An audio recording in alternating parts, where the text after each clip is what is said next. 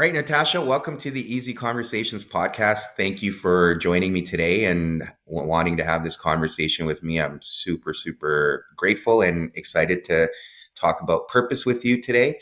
But before we get started, I want to give you an opportunity to tell the listeners a little bit about yourself and what it is that you do, and where you're based.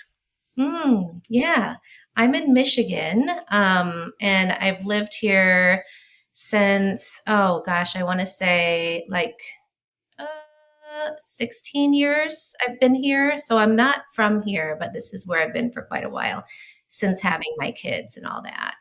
I'm a licensed marriage and family therapist, and I have a PhD in marriage and family therapy. And I've been in clinical practice in some form or another for about 16 years. More recently, on my own, in past years, I've been involved with clinical research or larger group practices. But this for the past few years, I've been on my own. So I work with. I'm also a coach, so I'd say about 50% of my work is virtual online with therapy clients or coaching clients. And the rest is in person in my local office here for people who prefer that. Um, and in my research background and in my specialized training, I'm very attachment oriented. So that's sort of a lens that I bring since day one in my work. I've always loved the concepts of attachment theory, and my research is always focused on attachment and emotion regulation. Mhm. More recently, emotion regulation from the standpoint of nervous system regulation. So there's been like a bit of an evolution in terms of how we think of emotion regulation. So it's interesting because as I was sort of jotting down thoughts for today, um, I didn't think that those themes would come up, but I do think they will. And it's just Mhm. so I'll sort of like let that sit there until we dig deeper into the Yeah. conversation.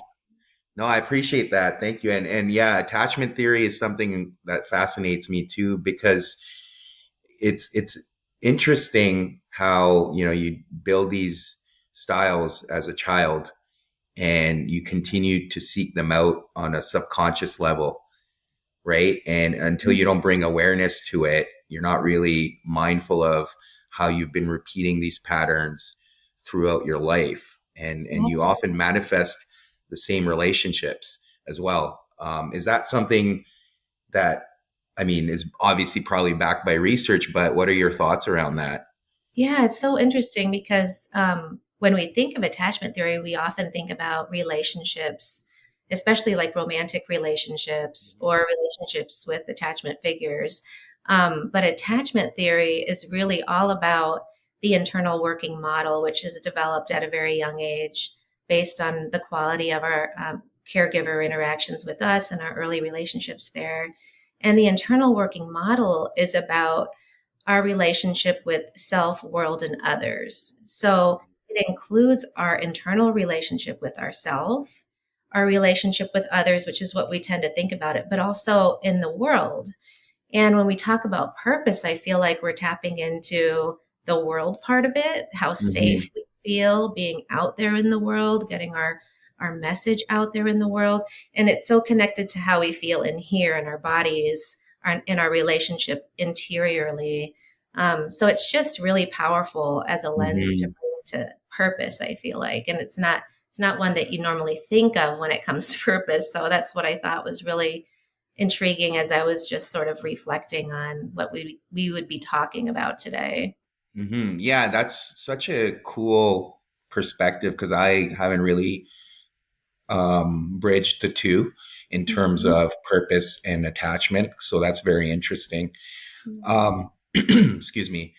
And the other thing I am often fascinated by is like, if you're pursuing a PhD in something, that means you're really passionate about it. So for you to like seek out a PhD in, you said family therapy and couples and Marriage, family yeah, marriage. marriage and family therapy. And oftentimes people think that means I only MFTs only work with couples or families, but we do most of our work is individual. It's just that we bring a systemic lens to the individual work. like a really broad lens, sort of paying attention to all the dynamics in a system. And so even when we're working with someone individually, it's like what's happening in their broader world and what are the relationships like that they're just a part of that influence them. So it's kind of a lens in and of itself. Yeah. Different Yeah. from psychology. It's a little different from like a very individually focused lens. Um, and I was really passionate about, I've been really passionate about that broader lens for sure. And when you reached out to me, you know, one of the things that you talked about wanting to tap into is my husband's recent passing. And so that's just an example of how like broader context really does matter. You know, it really Yeah. matters in terms of where people are and in their whole ecosystem. Yeah. Yeah. And I think to your point, often those broader systems shape who we are as individuals. And I don't think, well, and when I say we, the general we don't put a lot of emphasis on that, right? Like I think Mhm. for me, part of my journey, especially over the last couple of years, has been to dig deeper and often look at it from a broader perspective, right? Where are these patterns coming from? Where are the beliefs coming from? Why are there certain things that I'm attached to? So it does, give us a lot of information often that we don't necessarily put a lot of focus on. Yeah. Do you tend to see that quite a bit in terms of the work you do with people as well? That what I find is, you point out the smallest thing that perhaps came from a parent or from a family member, and it's like people's face light up because it's like they've just discovered something brand new, which Yeah. I find always it's rewarding for me because I feel like I've helped someone uncover something deep and meaningful. But at the same time, I find it very fascinating that Mhm. it's buried so deep.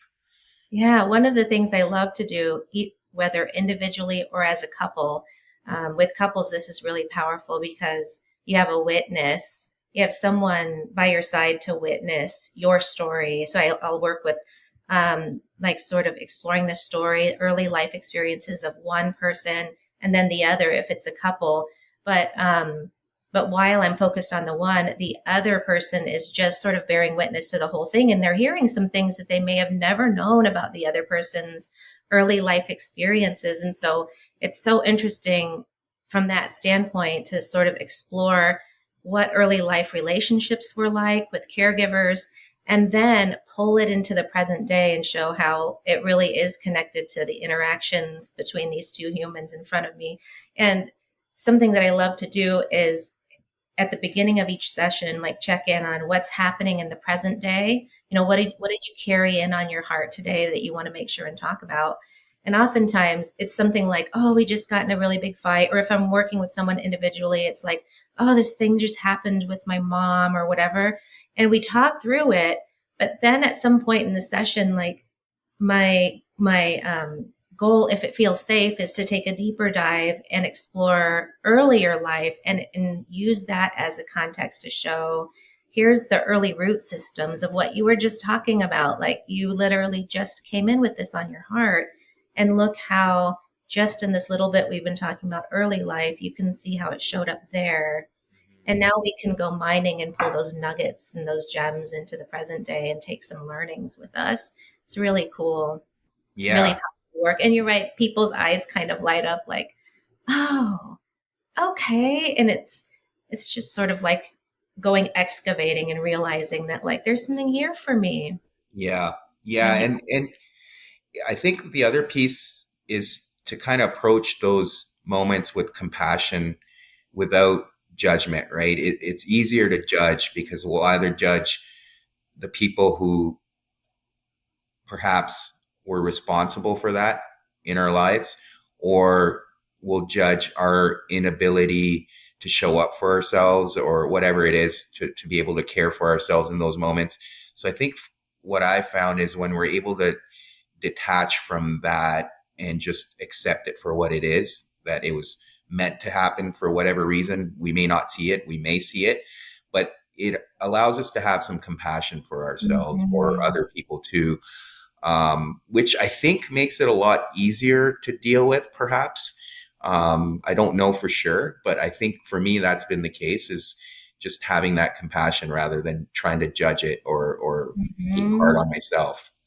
It's so true. At some point in the discussion, there's always this moment where I pause and say, like, let me be clear, like, this is no judgment of your parents, because really and truly, most of the time, parents are doing the best that they can. And sometimes I'm saying this because I can tell there's this sense of guilt I'm picking up from the other person, that part of them is like, oh, but I had a great childhood. They really struggle with digesting this information. So we sort of stop, and I try to remind them that, like, this is no shame here. Like, we are all human. I guarantee my kids will be in therapy someday talking about their experiences with me. Like, we are just not robots.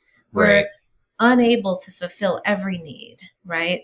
Yeah. So it's all okay from the standpoint of we do our best with what we got, and then we start the healing journey, or we start showing up for ourselves from the inside out to provide the gap, like the gap between what we were able to get and what we needed. And so now it's like, okay, I got this and I needed this, but there's a gap in between. And now how can I bridge that gap by showing up for myself in a whole new way?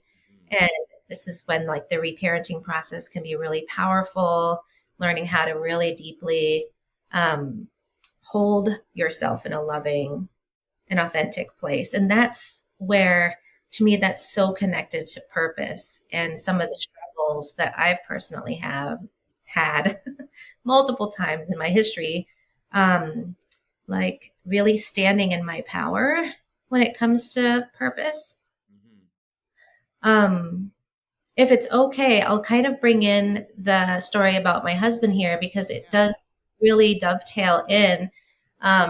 Not the most seamless transition, but I feel like that's a really powerful place to start in terms of Yeah. purpose for me. And because it's really led me to sort of awaken, and on a deeper level, the experience that I witnessed him experiencing.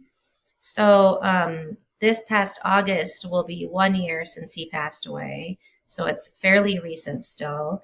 And we found out that he had cancer 1 month before he passed away. So we did not have this long drawn out experience of illness, or, prior to that 1 month marker, he was, he's just this larger than life kind of guy, 6'3", super strong. He's the guy who you'd call to help you move into a new place, like Mhm.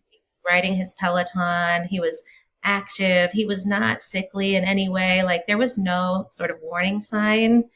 And Yeah. then he developed some abdominal issues, and they were present for like a solid week. And I was like, you really need to go to the doctor, because that should be getting at least a little better, right? Like, if you have a tummy bug or something. He was really resistant to going, like, I'm fine. I don't need to go. That's going to be a waste of time to go to the doctor. And then he went to urgent care on the weekend because it was getting worse. And that's where he was diagnosed with cancer. And then later found out, the exact diagnosis and all of that. And it turned out to be rectal cancer, which is known to be a silent killer. Like, there's just not a lot of symptoms Mhm. prior to the end. So it's really important to do screening, which Yeah. he did not do. So, so he started with chemo, and as soon as we can. And after his first round of chemo, he started to develop really sharp abdominal pains, enough to need to go to ER. Mhm. So he went to ER by ambulance, and there he found out that he had experienced a rupture in his intestine, and his what's it called? Um, Basically a tearing of the lining, and was sort of leaking out into the gut. And at the time, I think we were still really like, okay, what do we do next? That's kind of where we were at. And in that ER visit, we were basically informed that he would probably have 24 to 48 hours before he died from sepsis because it was such a big tear. So um, to go from, like, okay, you have cancer, we're fighting, we're committed to this long term journey of fighting cancer, to we have 24 to 48 hours was just this huge shock to our systems and to our worldview and to everything. Really, like, it's incomprehensible even to try and explain what that experience was like.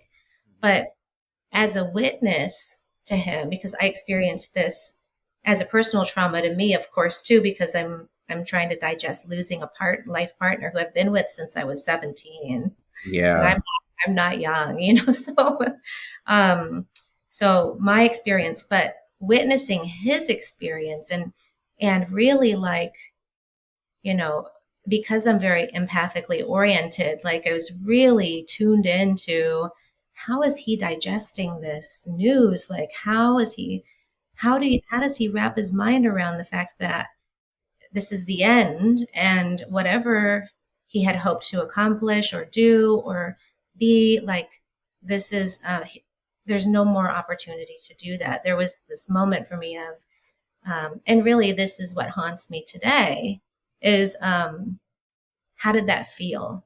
How did that feel in those 24 to 48 hours, um, knowing that? And, with the amount of pain he was in, he didn't talk about it. It wasn't really something that we dove into, but it's something that my mind circles back to a lot. Like, what was that like for him? How devastating, and how I couldn't even imagine, as most of us probably can't, like how horrible it would be to realize that all these unrealized aspects of our lives, essentially. And I know that he had a lot he wanted to do that Yeah. he didn't get a chance to do. So, um, really, like, in his work, he was at probably in his personal prime, and really had so many things he wanted to be doing. Not to mention, unrealized aspects of relationships and all of that. But we're talking more about, like, I think with the work purpose, like, um, what we are putting out into the world. And I know that seeing him go through that really, like, rocked my world personally from the standpoint of purpose. It really had me questioning, like, am I making the best use of the time that I have here? And what's getting in the way? Because I know there are things getting in the way Yeah. of making the best use of the time I have here. So, um, just I wanted to pause there and see, just to give you a chance, because I'm talking a lot, if there's anything you wanted to say about any of the, stuff I've kind of been throwing out there. Yeah, yeah, no, lots of questions obviously come to mind, but first of all, I want to first thank you for sharing that openly and vulnerably. I can't even imagine what it must be like, right? So I guess the first question that comes to mind is how has the grieving process been? I mean, a year and a bit isn't, to me, still very close, right? Like it's still recent. How has Mm-hmm. that been for you, and how have you shown up for your children? Like, how many children do you guys have? Mhm. Two kids, two girls, age 11 and 13 right now. And it's been so weird. And this is not my first experience with grief, but each grief experience is so different. Yeah. So I lost my mom tragically when the girls were 2 and 4, and she died in a car fire. Really unexpected, tragic situation in the process of trying to relocate, move from Arizona to Michigan. They never made it, her and her partner. So that experience of grief was awful and just life changing, but also this is so different. It's, you would think, oh, I know how to get through grief, but it hits again, and you realize how little you really know. Um, I will say the early months were very felt almost as though my nervous system was extremely protective of me. It was sort of like I remember posting about this. There was a moment in time where we were in um, the hospice ward after he had been moved, and when we were told basically there was nothing more they could do. So we're there in the hospice ward, and I think it finally dawns on me in a deeper way, like more fully digested, that um, what's happening here. And at that moment, I could feel almost like this heavy blanket being pulled over my experience, like you don't have to feel all of this right now. And I remember fighting it, like I want to experience all of this. I want to be fully Yeah. present. But it felt almost like the body forbidding the full intensity of that. I can't even describe it adequately, but it was a clear sense that um, I'm still here and I'm still present and I'm still feeling a lot. It's still extremely painful, but the fullness of it, it felt as though my body was saying, you're going to have a lifetime to feel the fullness of it. Right now, if you feel the fullness of it, you'll never get up off the floor, like, so I'm only going to let you feel what you can right now. And then, so it's felt like ever since then, this gradual thinning of that heavy blanket, like more and more and more clarity about what this means for us, what it means for him, just a gradual deepening of the grief process, if that makes sense. And less of a shock kind of way, and more of like a walking through the heaviness of it kind of way, and Yeah. riding the waves of it with my girls and stuff like that. So thank you for asking. Yeah, and it's still unfolding. Clearly, my girls are not even thick, heavily in the teen years yet. So I'm anticipating and watchful that this is going to be an iterative process for them Yeah. and me. Yeah. And I mean, I think part of it also, like for you, is it the process of recognizing that you need to be able to be present with yourself and everything you're experiencing so then you can be there for your daughters, because obviously it's a huge responsibility, right? Like not only do you have to grieve for what you've lost, but you're also responsible for these two girls that are going to grow up in this world and have so many questions. And you know, grief is very complex, right? Mm-hmm. Everyone has their own process with it. Everyone feels it differently. Everyone responds differently. So, to show up for other people can also be a huge responsibility. How do what does that feel like for you when you think about that? Mm, that's such a good question. I mean, I feel like what it often means is letting them see me struggle to show up for myself, and then to take steps to show up for myself, like letting them see me not in any state of perfection, because there's no perfection here. It is like sometimes will show up as annoyance or agitation or a bad mood, and then me and them witnessing that and having their own version of that happening, and then me sort of like saying, let's just sit down and talk. I think I'm having a rough day today, and it's okay. Like every once in a while, all of us are going to have this, and them seeing me acknowledge it and talk about it openly. And if we need to cry, cry. Um, I think I think that it can be tempting to hide that process from kids. And we don't want to flood them and overwhelm them either. So there is this sense of like, I want to grant you permission to see me in the struggle, and also to not make you feel responsible to hold it together because I'm falling apart. So like this balance between sort of witnessing each other, and yet me still being able to hold um, safe parental space for them, you Yeah. know, if I can, if that makes any sense. Yes, it does. It does. I think it's being able to show your children that you're also going through that human experience and you're Mhm. figuring it out. So then they, I think it's important for them to recognize that you don't have it mastered. So there's like that shared space of compassion and support for each other. I think it's so important because the way I was raised was it was almost programmed that, oh, your parents have it all figured out. And I don't think that's right, because then you seem to lack that compassion for them as you grow older.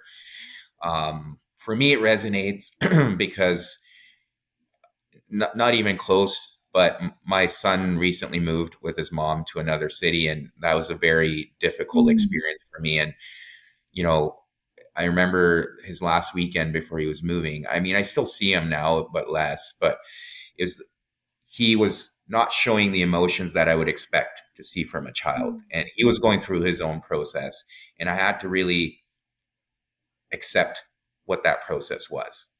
I couldn't.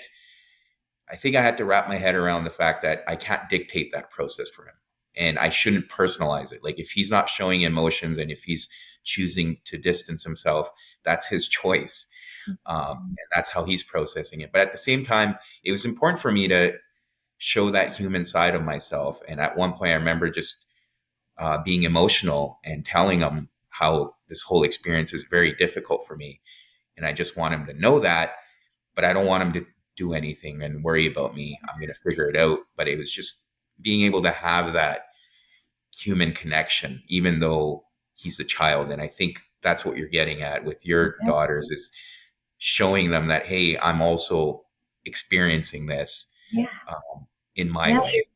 You're modeling for him in that moment something that you may have never been modeled. I don't know, so like Yeah. if there was sort of a generational pattern of we don't show each other these things, you just broke that cycle. It may not be the first time, like because you have a value system where you really value authenticity and all of these things. But in that moment, you're really like stepping out of your comfort zone and the whole family history comfort zone. You're showing him a whole new way to be. And he may not register it in that moment, but his body picked up on all the information you gave him. So it is so much what I'm talking about because I think kids are very protective of their internal states oftentimes. Right. And my youngest is more that way than my older daughter, but she does not want to talk about things about her dad and grief and all of that. She's very sort of zipped up around it. So with her, I try to approach it like, I'm going to model for you a different way of being so that you have access to another way of being if and when the moment comes that you feel safe enough inside to go there. Yeah.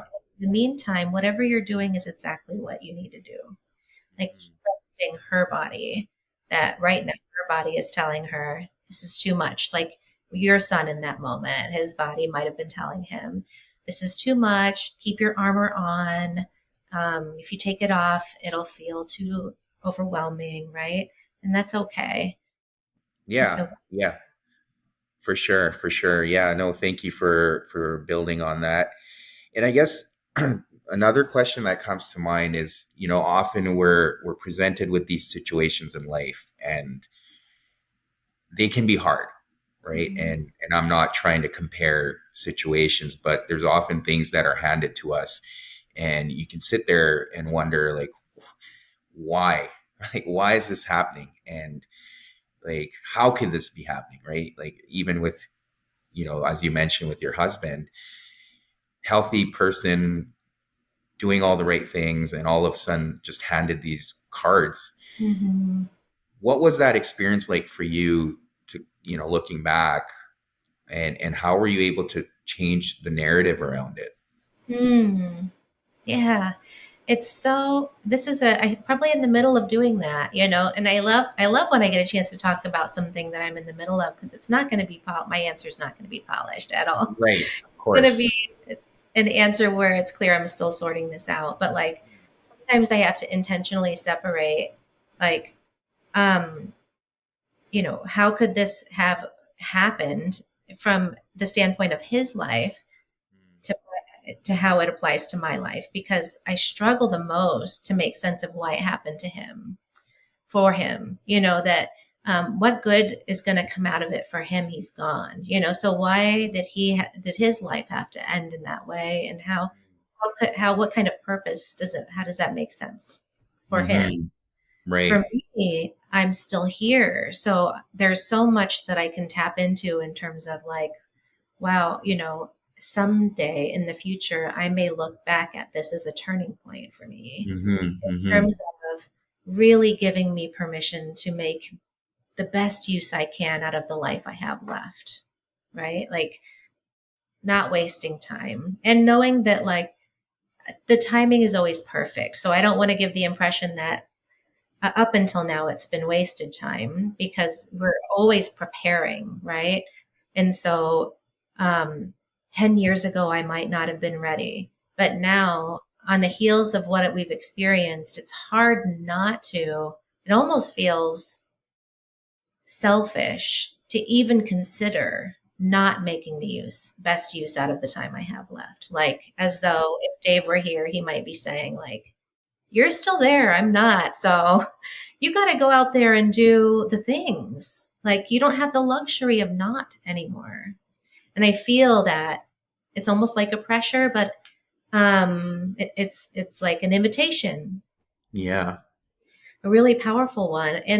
And so like in my history, when I was jotting down some thoughts, like one of the things that struck out to me is that there was this gap in my like professional development Yeah. climb, and this gap was um, like I was clinically active for about 13 years, sort of climbing one goal at a time up the ladder, like getting my master's, getting my PhD, doing my postdoctoral fellowship, kind of like one hustle after the next, right?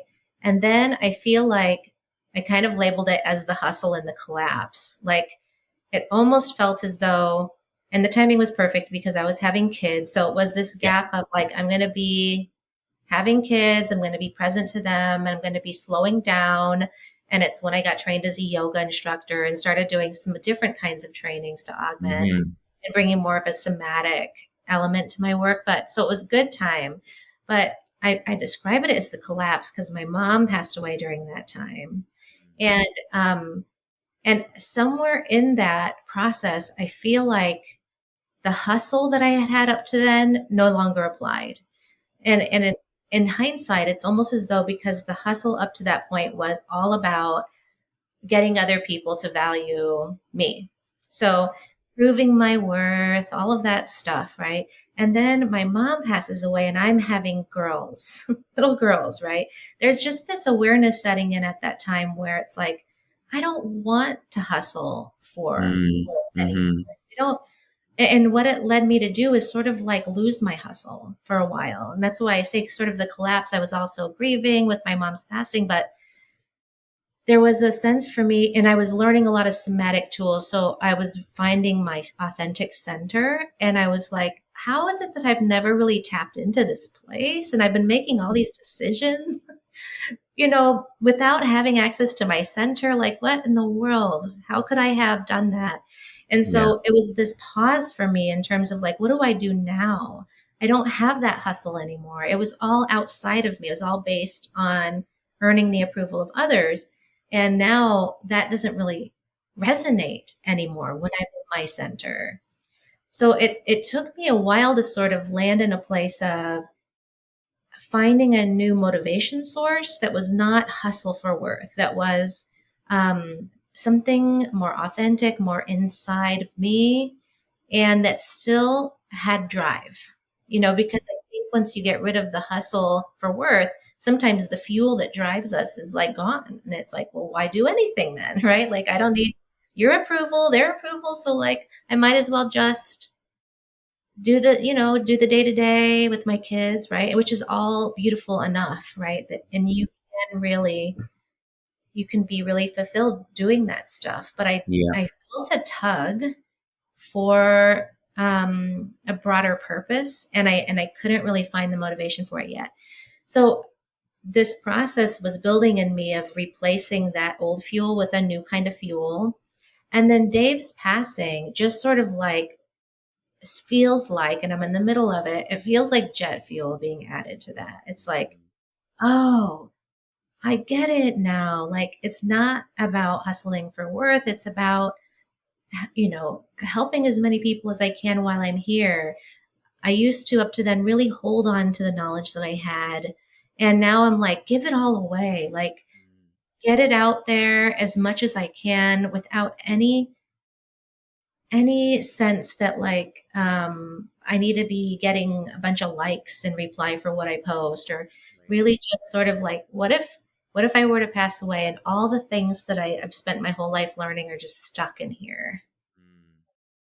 And my girls can't benefit from it. Nobody else can. So at this point, it feels very much like this more deeply rooted place in my purpose that is still unfolding. Yeah.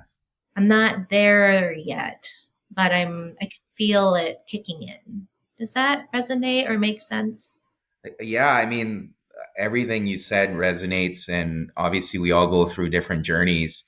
But I agree. There was a period of my life, and I've shared that as well on this podcast and other forums. But same thing where I was just living someone else's life that, Mhm. or a life that someone else had kind of written for me, and it didn't feel authentic or in alignment with who I was. And it was a constant battle until I came to a point where I'm like, this doesn't feel right. It doesn't. Mhm. And, I had certain realizations that this is not who I want to be for another 40 years or Mhm. 50 years, whatever it is. And I think it was recognizing that we all have a unique gift in this world, and we have a purpose and we have a limited time to share it. And sometimes you can act as a catalyst for someone else, or you have to put whatever that is within you to and share it with this world, as you've mentioned here. Yeah. So yeah, a lot of it resonates, and that gift is essentially our purpose. And Mhm. when we tap into it, and to your point, it evolves, right? Once we start stepping into that pull and follow whatever direction we're being taken in. And sometimes there are things that happen that we can't understand, right? Losing people or certain circumstances where you're like, this doesn't make sense, but I'm just going to lean into it and Mhm. surrender to the fact that this is taking me somewhere. And obviously, it's very hard in the moment to accept all that and just believe in something beyond you. But I think that's where, yeah, I think that's where the most freedom comes from. Just, Mhm. yeah. Yeah, love that. I mean, one of the things I think about sometimes is like, why, from the standpoint of like, why did this happen? Why did my two primary attachment figures have to be taken too soon? My earliest attachment figure and my adult attachment figure. And how does one continue on when their attachment figures are gone? And what meaning can come of that? And one of the things that comes to me a lot is I'm being shown a way to become my own attachment figure from the inside out, from the standpoint of um, reparenting. So, like bringing my own inner parent to myself and really learning how to tap into the sense of security I would get with my mom when I were younger and I would get with Dave, and now being able to create it within me, between me and me. And and that process has been extremely comforting because when you develop that, it's sort of like nobody can take that. Like that can't go anywhere. So if I can be a safe place for me to land the rest of my life, I don't have to worry about losing that. That's solidly mine. There's something about that that really like to me feels like a deepening of my roots in a way where I don't have to worry about getting toppled over by the next scary thing that happens because I have my own back in a really clear way. And so that's where the attachment piece comes from for me because I feel like once you can internalize that process, you can go out into the world and feel much more. When we were talking about how self, world, and others, and how purpose has so much to do with the world part of it, that, and this is what I'm still learning, is that like I feel more clear in my voice in the world with this inside of me than I ever have when it was in someone else. And I'm not trying to take away the the importance of co-regulation and attachment relationships and relationships in general. They're essential. We need them. But there are certain things that we have to face alone. Like, really, there are certain things in life where, like, even when you just go to bed at night and you close your eyes, it's you in your own body, right? Like, at the end of the day, it's you with you. And so knowing how to really hold yourself in a safe place there is game changer to me. It's really powerful, but something that I'm still really like coming to understand. Yeah, yeah, and that's so powerful. I think for me, I came to that realization. Well, and I think, as you can appreciate, a lot of it evolves over time. We continue to learn new things, and I kind of got that appreciation, like I mentioned, when I was going through that whole process of accepting my son moving away. And I think for me, I realized that we're all here on our own individual journeys. Yes, we have relationships and we have responsibility for other people, especially our children, and there's that attachment, as you mentioned. But at the end of the day, we're all here individually. And I kind of started taking a step back and looking at, well, my son's here and he's going to have his own journey, and Mhm. maybe my role in his journey is limited for this season, and Mhm. maybe it will become more prominent in the future, or maybe not. But I just need to kind of lean into it and accept whatever comes my way, but also show up for myself and have that attachment for myself. So when he needs more of me, I'm present, right? And I'm able to offer him more. But at the same time, I need to focus on my own journey in life and try to do the most I can with it. In some ways, you may be giving him access to more of you in this process because you're learning so much how to show up more fully for yourself, which at the end of the day means that in the future, you'll have more of you to give to him, more authentic you, more grounded you, more, deeply aligned version of you. Like, what an incredible gift, right? That if you didn't take this time to do the interior work, you wouldn't be able to give that to him. So it's really powerful. Yeah. And I think, to your point, we often, I think what happens is we often make that work conditional on life circumstances or outcomes. And what I find is often we go through these situations in life, and they're a reminder, if we choose to look at it that way, right, is that it's not conditional. It is unconditional love for ourselves and healing and whatever you want to call it. It's never ending, and you must Mm. give it to yourself. And sometimes the universe will give you signals, and they get louder and louder if you don't listen to them. So Mhm. I think it's very important. But just to kind of shift a little bit, so in terms of purpose, what did you have any conversations with your husband around, how to live your purpose and how to like kind of Mm. keep his legacy Mm. going, in terms, and what do you think he would, if he were here, like what would he want to see from you? Mm. This is so interesting. Like, so we had such a short amount of time, and he was in so much pain. It really became very painful for him to talk. So there wasn't a really like a lot of opportunity to do a heavy conversations about everything, but we did talk about a lot. And he was hospitalized a couple times prior to that, and we had, when we did not know he was passing away, we knew we were battling cancer. where we had a lot of heart to hearts, not from the standpoint of him knowing that he's going to be dying soon because we didn't know yet, Mhm. um, but a heart to heart that we did have, and this is sort of like a little bit of a more personal share. So like, and we were together a very long time. I mean, we met in 1991. I was 17, and right after high school, and we had joined the military, and we were both in the military together. And so if you do the math, that's a lot of time together, you know. Yeah. Yeah. Um, so we grew up together, and at times he could be a little bit hard on me. Um like so much of my relationship with him over the years was trying to earn his approval, Mm. like hustling for his validation, and like, tell me I'm doing a good job. Like, really, everything that he would say to me or about me, I just took to heart so deeply. Mm.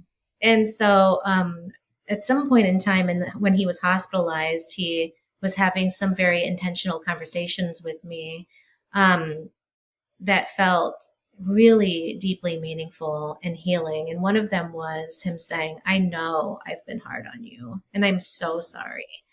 And it was just this permission. It felt to me like for the first time, he was giving me permission to be, just really and truly me, to not need to earn anything. I didn't even know I needed to hear that from him. But him saying that to me was like, oh my gosh, thank you so much for the validation that I'm enough. I'm enough, right? Really, at the heart of it. And so I take that with me. That's the closest that I can come to answering your question, is that Yeah. conversation where um, I hate to say I needed him to tell me that I was enough, but I kind of did. He was my primary attachment figure. I kind of needed to hear from him. Um, you're good Mhm. as you are. You don't need to change anything. You're Yeah. good. You're enough. And something about that was like, it just unleashed a lot of pent up fear, doubt. And I go back in my mind to that conversation when I have doubt now. And when I struggle to find my worth, I remember um, that moment and how powerful it felt to me, because I don't want to lose it. It feels really Mm.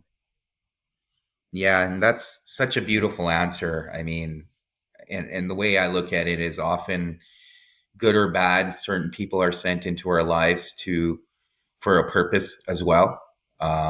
And I think, we can choose to receive that message however we want, but there's always a powerful message behind it. Whether I like to say people come into our lives for a season, for years, whatever their role is, they're serving a purpose, and for you to share that, that's powerful because important. I think for you to internalize that now moving forward is so crucial for you to Mhm. even be able to live your purpose. Mhm. Absolutely. And there's almost a little bit of shame that I feel, like acknowledging that I needed to get that from someone else, that I couldn't, not that I couldn't have tapped into it myself, but that we are relational beings. And that's the whole thing about attachment, that really there is an element that is so hard to access without the relational component being a part of it, without our someone who we love and trust essentially like holding us in this place of acceptance, that then we can really say, oh, I can accept myself then because you accepted me. That's what a secure attachment is, when that happens from birth. We have this really beautiful, secure relationship that develops within ourselves, that just strongly says, I am enough in myself, in relationships, and in the world. And I have a solid foundation. That's secure attachment.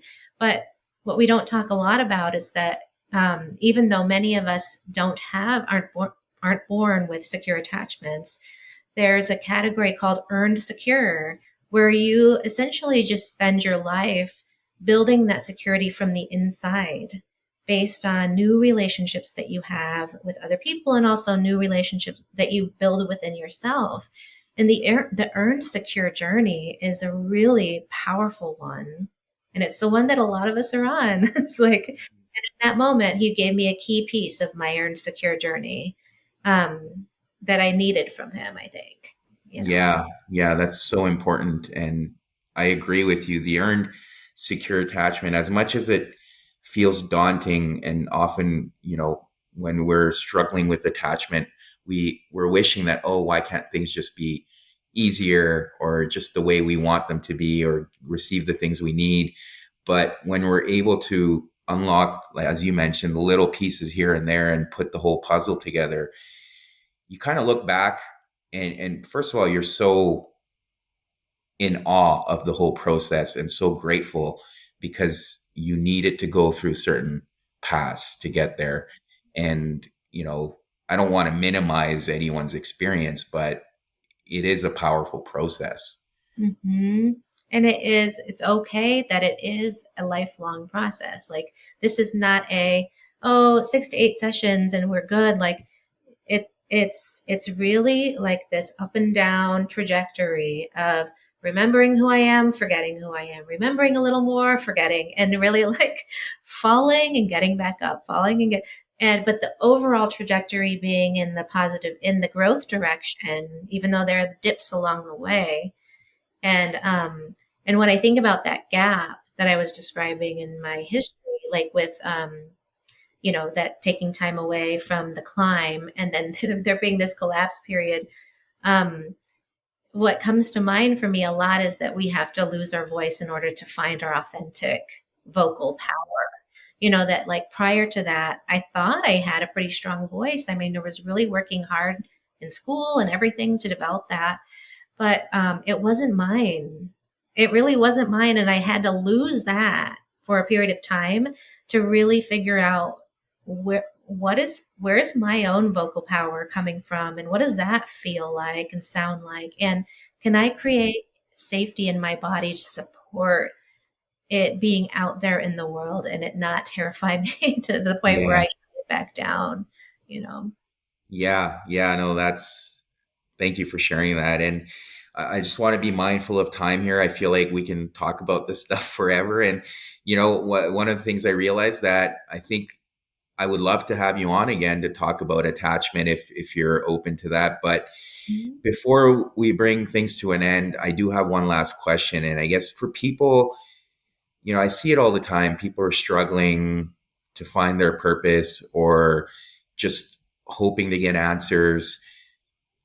And that can often lead to discouragement, or I think you sometimes need to just with it, and the answers may not be there, but I truly believe you have to keep working at it, and just have this, I know it sounds weird, but this blind faith that, you're on the right path, and you just don't see it right now, and things will uncover themselves at certain points. Yeah. What would your message be to people that are in that space and are looking for that purpose, or just doubting themselves? Hmm. I think I think that the first thing that comes to mind me for me is trusting the process. That if it doesn't feel super clear yet, it's because it's not meant to feel super clear yet. Like, there are experiences we're meant to have that are to come, that will clarify and crystallize that journey more and more and more. Sort of like as though there were this higher version of us that left these glowing breadcrumbs on the path that we are just discovering along the way, like, oh, this resonates. Okay, great. And so part of what I love about the somatic part and why I love somatic attachment is that when you develop this relationship with your body and you're able to tune into its little tiny nudges, what's cool about it from one standpoint is it doesn't have to scream at you anymore for you to hear it, which is like a win, right? Like, Yes. until then, when we can only hear it when it's screaming, it really is painful. But when we learn to tap into it, we can hear its whispers earlier in the process. Um, that's less painful, right? And we can course correct more quickly, but and speak up more quickly in relationships and all of that. But also when we can recognize those little flickers of you're on the right path, this feels aligned. Like that becomes this compass that you have in your back pocket all the time that you can pull out and say, like, where do I feel like I am? Let me really check in. And oh, I just spoke to Firkham and that felt like, oh, it felt expansive. Like that's a clue for me. That is a little glowing nugget on my path. And I try to pay attention to whenever I feel that because it says, keep going. This is the right direction. You're good, right? As Yeah. opposed to when I feel this really tight, like almost like when you feel small or when you Yeah. feel like you're curling in energetically on yourself, then I tell myself, oh, that's not aligned, right? Maybe Mhm. it may not be Yeah. aligned. And listening to that is what I would really encourage people to do, or developing a really tuned ear inwardly to that. Yeah, yeah, that's amazing, and I can relate to that. The more I've become in tune with things, I can just feel my body, different parts of my body sending me messages. And for me, it's in the knees. My Mm, knees give me information now, and maybe they always did, and I just wasn't aware. But now that I've become more aware, my knees are often giving me information whether I'm in the right direction or if I'm getting off course, and I have to listen to that. And when I do, it amazing. makes sense. I love that it's your knees. That is so incredible. That has Yeah. to have some sort of symbolic meaning. We'll have to talk about that at some point. Like I Yeah, love. yeah. And I actually, without going off on a tangent, I've looked into that. I actually, I've made reference to this book that Louise Hay has. This book, "You Can Heal Your Life," and she makes. I think she points out certain parts of your body where you Mm, feel pain and what that means. And yeah, the knees, like I said, are a message of when you're kind of veering off your path. At least mm, that's what I've internalized. So, um, amazing. yeah, thank you for sharing that. And I want to thank you for even coming on here. And I'm so grateful for your vulnerability and talking through what I can't even imagine must be so difficult, and sharing this space with me and the listeners. So, I have the most appreciation for that. And for listeners that would like to speak with you or get a hold of you, what are some ways they can do that? Hmm. Well, I have my Instagram where we follow each other. The Rooted Revolution is that Instagram name, and the link in there, the link in the bio, takes you directly to my website, or actually my link tree where I have like more links. So that might be the quickest and easiest way to kind of find me. But I can also be sure to send you some links to other social media and stuff, and maybe you can list those if you'd like to. Yeah, absolutely. I'll put that in the show notes, so people can find you. And I think you have tons and tons of wisdom to offer. So it'd be a great Thank, opportunity for anyone who's seeking or finding their purpose. thank you for inviting me. This has been amazing. Yeah, no, this was great. Appreciate it. Yeah. So take good care. I'll talk to you soon. Yeah.